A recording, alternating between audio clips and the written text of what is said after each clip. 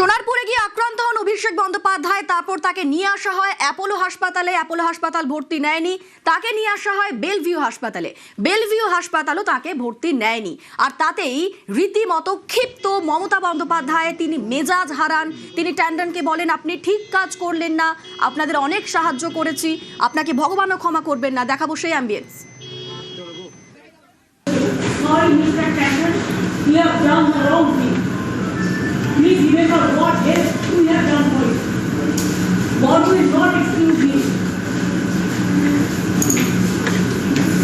How down your head to administration, police, you forcefully should be misleaded, you never cheated, you should be exempt for it. Everybody will remember, these arrogance, don't come with us. Same to see on your face. You are running the hospital, taking the doctor, because BJP is in power. Tomorrow if your central government is not done, then you will take care. For your health, you should be safe and sound.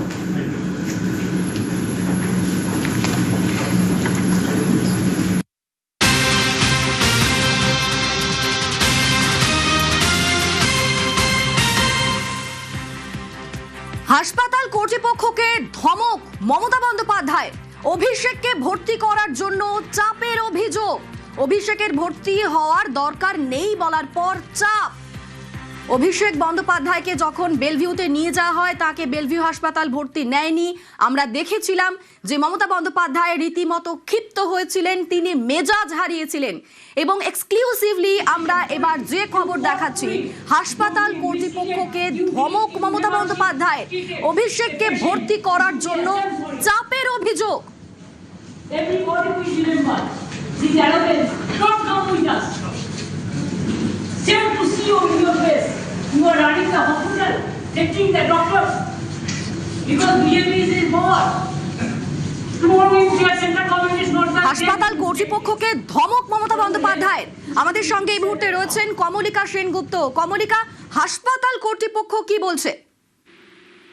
দেখো, সূত্র মারফতে যেটা পাওয়া যাচ্ছে, হাসপাতাল কর্তৃপক্ষ কোনো official statement তো দেয়নি, কিন্তু সূত্র মারফতে যেটা জানা যাচ্ছে যে প্রাক্তন মুখ্যমন্ত্রীকে বোঝানো হয় যে এই যে পরিস্থিতি রয়েছে তাতে কিছু মেডিসিন দেওয়া হয়েছে এবং ভর্তি করার কোনো প্রয়োজনীয়তা নেই।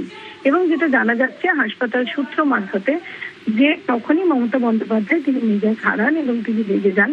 এবং যখন তিনি বেরিয়ে যাচ্ছিলেন, অভিষেক বন্দ্যোপাধ্যায় যখন বেরিয়ে যাচ্ছিলেন, তখন হাসপাতাল কর্তৃপক্ষকে রীতিমতো তিনি ধমক দিয়ে যান এবং তিনি বলেন এগুলো জোর করে করা হচ্ছে, হাসপাতাল কর্তৃপক্ষ বিজেপি এবং আরো নানান কথা।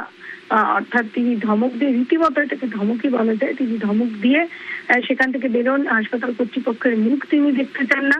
এবং আমাদের কাছে একটি এক্সক্লুসিভ ভিডিও আমাদের হাতে এসছে, যে ভিডিওতে এই পুরো বিষয়টা দেখা যাচ্ছে যে কিভাবে প্রাক্তন মুখ্যমন্ত্রী তিনি কথা বলছেন এবং কিভাবে হাসপাতালের যিনি কর্তৃপক্ষ আছে তিনি দাঁড়িয়ে শুনছেন।